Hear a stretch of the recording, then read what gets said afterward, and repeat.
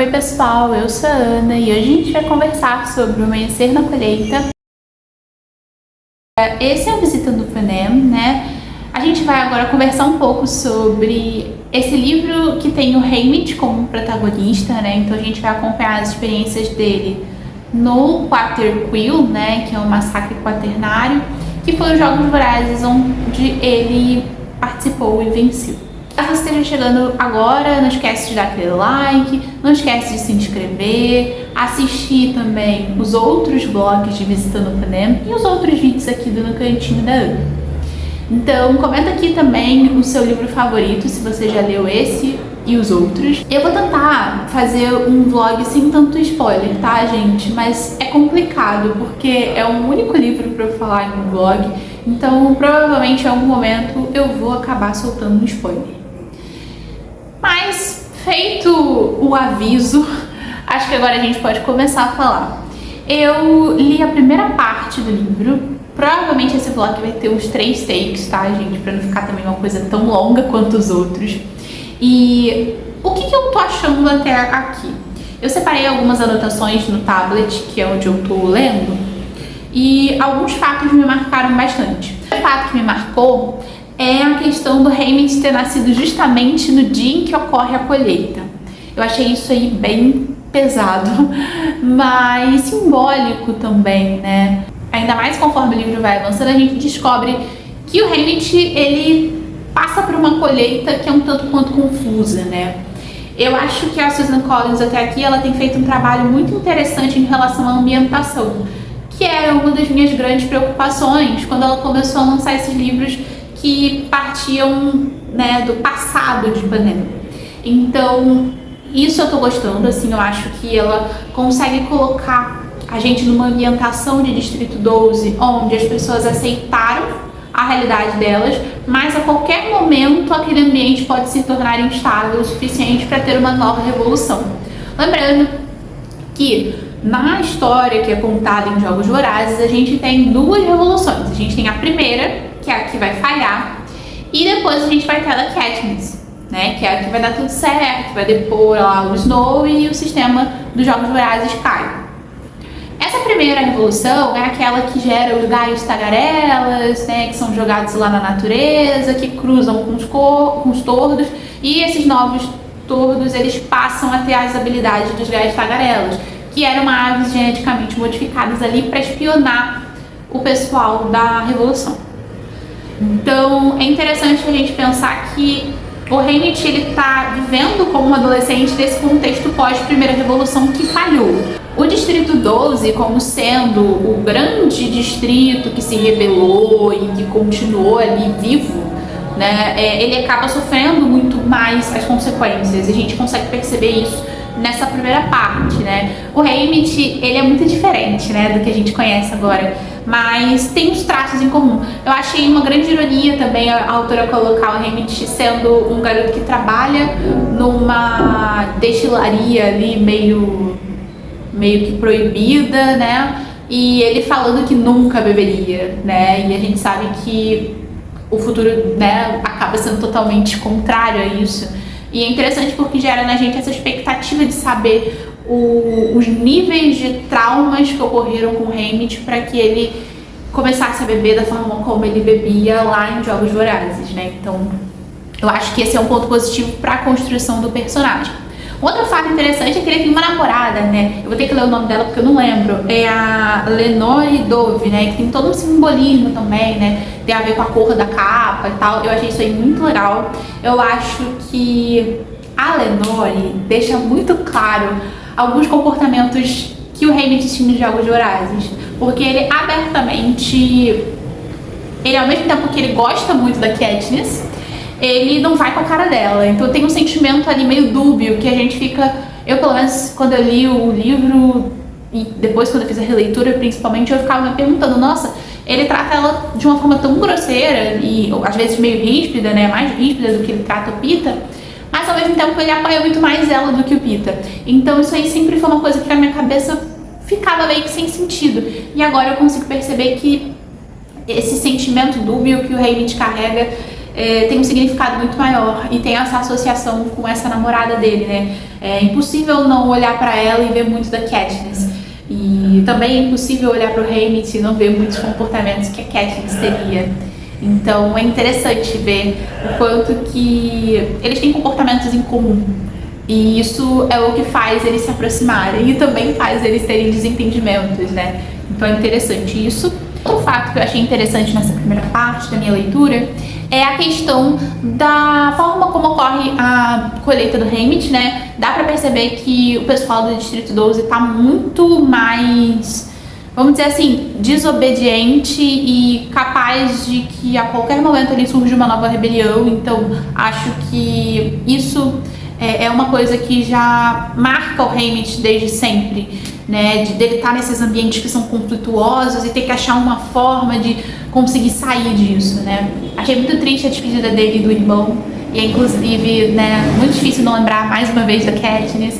E eu confesso que assim, o Haymitch ele já era um personagem que eu gostava, mas agora eu tô muito mais curiosa para saber sobre tudo que vai acontecer, né? Um outro aspecto que me pegou muito nessa primeira parte, mas foi mais pro final, é que a gente começa a ter acesso aos personagens que a gente também tem mais em chamas, né? O Beetee, a Wires, a Mags. Então são personagens que eu achei muito legal a forma como a autora foi colocando eles, embora quando eu vou comparar com a adaptação cinematográfica eu fico um pouco perdida, porque parece que a adaptação colocou os personagens com uma idade muito diferente da que eles deveriam ter. Enfim, pode ter sido coisa da minha cabeça, né? Um ponto que me pegou muito é a história do Beetee, né? Que a gente descobre que ele tinha um filho, né? E aí a capital meio que vai punir ele, né? Então é bem pesado isso. E a Wires, eu amei a forma como a Suzanne Collins construiu ela.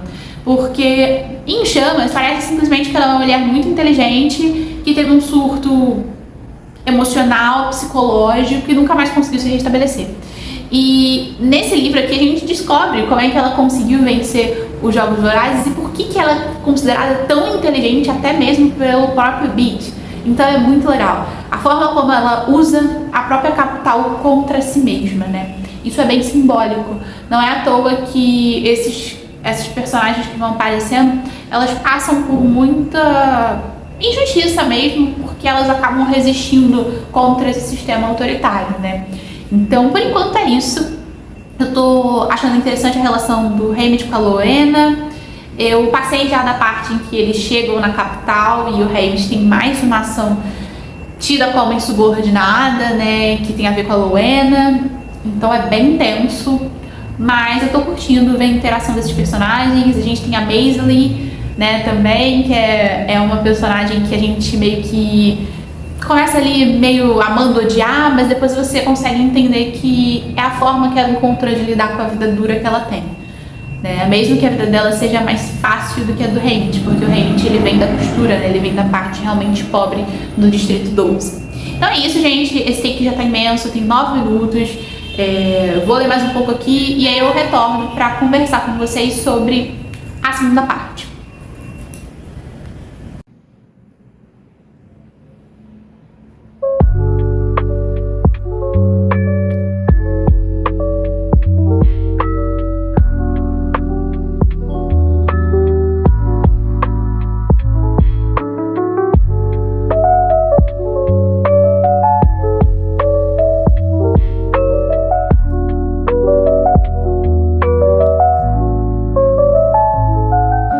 Oi pessoal, eu tô vindo aqui pra fazer um outro take pro vlog de Amanhecer na Colheita.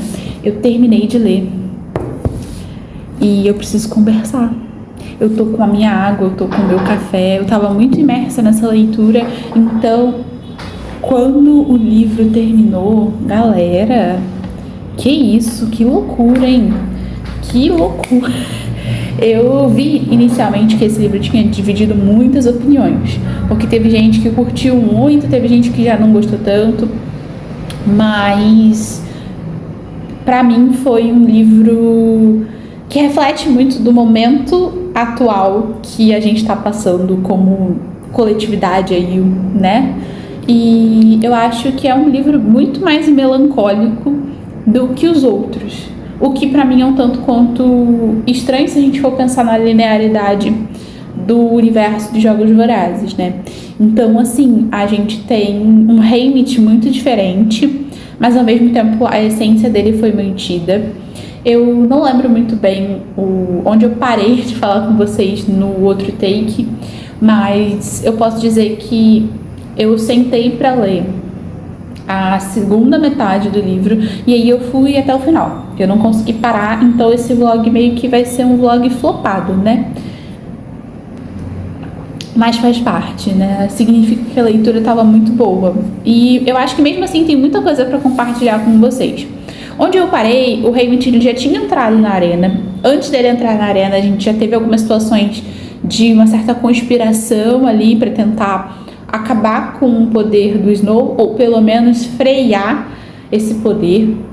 Então a gente já entende que o Haymitch vai entrar na arena com muitas coisas a serem feitas. E, bom, a arena, ela é brutal, né, gente? Acho que isso é uma coisa que a Suzanne Collins, ela coloca muito bem nos livros dela, que são bárbaras as arenas. Cada arena tem a sua peculiaridade. Isso também é apresentado pra gente lá no início desse livro. Mas todas elas são muito ruins e todas elas são intensas. Isso é uma coisa que se manteve.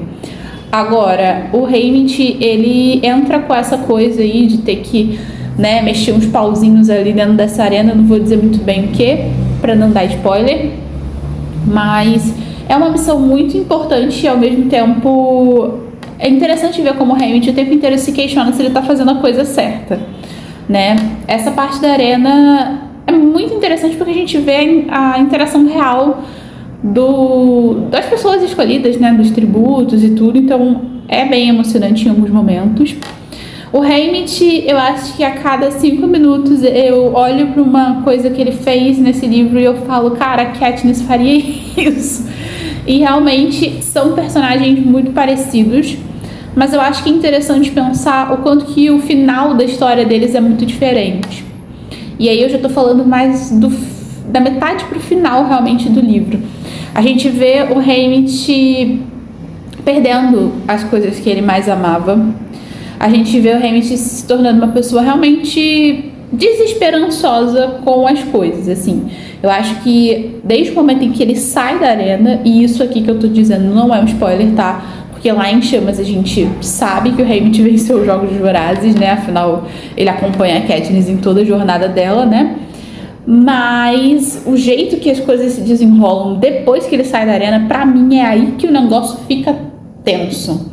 Porque a gente consegue perceber a frase que ele falou, acho que pra Katniss em Chamas, que não existe vencedores, só existem sobreviventes. Eu acho que esse livro deixa a gente muito a par dessa frase, sabe? E realmente, o Haymitch, ele é um grande sobrevivente.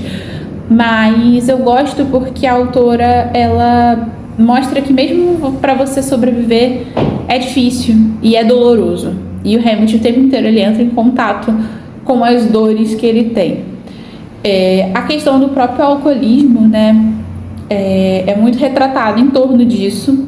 E a gente consegue ver a evolução dele nesse aspecto. Ele começa sendo um cara que diz que ele nunca vai beber, justamente porque ele trabalha com a fabricação de bebida, então ele sabe que é um negócio que não é tão legal. E aí depois tem um desenrolar da arena e no final a gente vê o Haymitch cedendo ao vício, né? Justamente porque a realidade é muito mais dolorosa do que ele se entorpecer com essas coisas.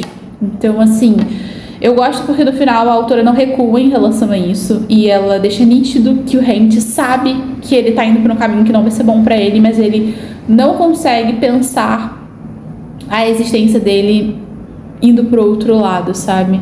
Eu gosto dos momentos em que a gente vê o Haymitch com os amigos dele, né? Inclusive um deles é o avô, provavelmente, da Katniss, né? Então é interessante ver ali que o Haymitch, ele tem um cuidado, ele tem um carinho com a Katniss que vai preceder muito a entrada dela nos Jogos Vorazes. E é claro que quando ela vai para os Jogos, isso tudo aflora muito mais e a gente descobre a origem do apelido da Katniss, que não era da Katniss, mas enfim, né, que é o apelido de queridinha, e é muito legal, achei esse detalhe muito fofo. O final da família e da Lenore é muito triste. A gente já sabe que isso vai acontecer, né? Porque é aquilo, o Haymitch ele é apresentado pra gente como um personagem que não possui família, né? Que não possui aí nenhum interesse amoroso. Isso aí também já é colocado desde o início. Então não é nenhuma novidade pra gente pensar que, né, vai acontecer alguma coisa no meio do caminho que ele vai perder essas pessoas. Mas de qualquer forma é doloroso. Eu acho que uma coisa que talvez seja uma crítica, não sei, mas eu acho que sim, pode ser considerada uma crítica, é o fato de que a Suzanne Collins parece que quando ela entende que ela tem que tirar esse personagem da arena como um vencedor, ela começa a correr na narrativa. Eu gostaria de ter passado mais tempo com o Haymitch nesse processo de transição em que ele tá perdendo as pessoas que ele ama, mas ao mesmo tempo ele é utilizado como uma espécie de joguete da capital. E você tem também aqueles personagens que são contra a capital, mas meio que no off, pressionando a cabeça do Haymitch pra falar assim, ó, isso aí que você fez da arena deu certo, já causou um impacto, mas vamos continuar pensando em como realmente acabar com esse sistema, né? Então eu gostaria de ter passado mais tempo ali. Não sei, acho que teria sido mais intenso, mais proveitoso. E eu acho que basicamente essa é a maior crítica. Uma coisa que eu gosto dessa parte é que tem uma conversa entre o Plutarch e o Haymitch, em que o Plutarch fala pro Haymitch que o Haymitch fez tudo certo, que realmente ele cumpriu aquilo que era previsto, mas que infelizmente não foi o suficiente para derrotar todo o poder do Snow, mas que isso causou uma remexida ali no ambiente. E que de repente o que fez ele não conseguir acabar com a arena, acabar com a capital, é que não era o momento certo. E isso aí eu acho que também conversa muito com a trajetória da Katniss. Quando a gente começa Jogos Vorazes, a gente vê que tá todo mundo já aceitando o sistema, mas totalmente desesperançoso, totalmente oco mesmo em relação à realidade social que tá ali se apresentando em Panem, né? Então, quando ela vem, ela causa todo esse chacoalhão que eu acho que ninguém esperava mais que fosse acontecer. E uma outra referência que eu acho que também se relaciona muito com a Katniss e eu achei interessante é quando o próprio Haymitch ele tá autoavaliando o processo dele como um tributo dos jogos e ele vai vendo o quanto que ele cria uma máscara de um cara malandro, um cara egoísta, e que as pessoas observam na capital ele dessa forma, e que ele fala que realmente eu consegui ser tudo isso, eu consegui montar essa máscara muito bem, mas eu não consigo passar, eu não consigo ser uma coisa maior que um cara que é um malandro egoísta e enfim, né, que é irônico. Eu não consigo me tornar um rebelde no sentido de ir contra o sistema autoritário, né, que ele tá querendo dizer aqui. E é interessante porque a Katniss ela faz isso muito naturalmente, assim. Eu acho interessante os paralelos criados entre esses dois personagens que sim, tem muitas características em comum, mas ao mesmo tempo um cenário, uma conjuntura que é diferente. Isso é interessante porque se você está chegando agora nesse vlog aqui, eu faço história e quando ele falou sobre essa frase e tal, de não ser um rebelde, e tem outro momento também com Plutarch, de não ser o momento certo, né, para ter gerado uma revolução, isso me fez pensar muito em uma aula que eu tive de introdução aos estudos históricos e que tem um historiador que ele fala sobre a questão da conjuntura na história, que tipo são como se fossem vários níveis e um dos níveis é a conjuntura. E é interessante porque eu lembrei muito dessa parte da minha matéria quando eu ouvi esse diálogo entre o Plutarch e o Haymitch, porque realmente é isso, o Haymitch fez tudo certo, mas não abalou as pessoas, não abalou as pessoas ele ter destruído ou tentado destruir a arena. O que vai abalar as pessoas lá na frente vai ser a Katniss ter se apaixonado pelo Peeta e ter decidido romper com esse sistema em nome desse amor, em nome dessa vontade de, né, sobreviver e formar uma família com esse amor dela. Então, assim, é interessante perceber como existem esses paralelos e faz a gente se questionar se realmente o que tem ali de diferente entre a trajetória do Haymitch e da Katniss não está muito baseado nessas questões de conjuntura. Bom, gente, eu acho que é basicamente isso. Eu já tô falando muito com vocês, eu espero que vocês não tenham me abandonado falando sozinha até aqui, porque já são mais de 10 minutos que eu estou falando nesse take. Foi um livro que mexeu muito comigo, tanto que eu terminei agora, eu já tive que ligar a câmera pra conversar com vocês, porque meu coração tava aqui, ó, precisando desabafar. Eu não sou uma pessoa de dar notas para livros. Quem tá aqui há um tempinho sabe que eu não gosto disso. Acho que é resumir o livro por meio de uma matemática que nem sempre é justa. Mas eu entendo também que para quem tá assistindo é uma forma de dimensionar se eu gostei ou não gostei, ou quanto que eu gostei. Então, nesse caso, eu diria que esse livro aqui é um 4.5.